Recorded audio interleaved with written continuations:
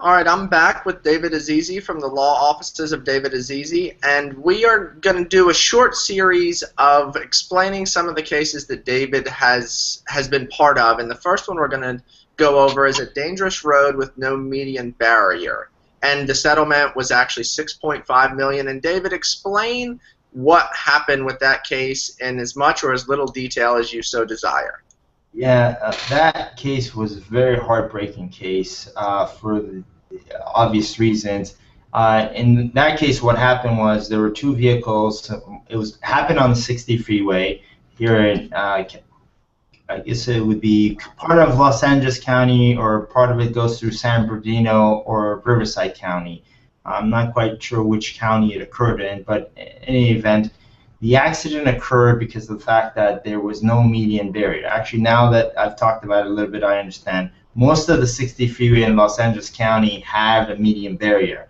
The more further part in San Bernardino, Riverside area, and particularly Riverside, didn't have any barriers at that point in time. Even though there had been a history of vehicles crossing over the barrier and having head-on collisions or collisions with other vehicles.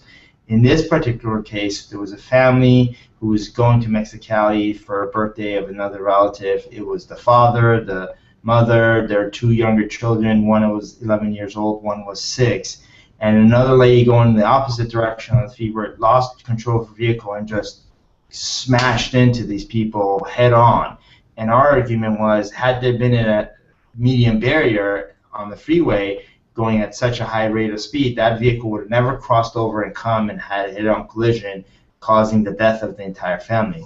Which was even worse and sad was that their older son was driving behind them at some distance, and this whole entire event occurred right in front of him, where he sees another car come across the freeway and head-on collision. And the son gets out and goes to see what happened to his family, and the 6-year-old child that was still breathing just barely looked at his brother crying, and then next thing you know, unfortunately, she passed away as well too.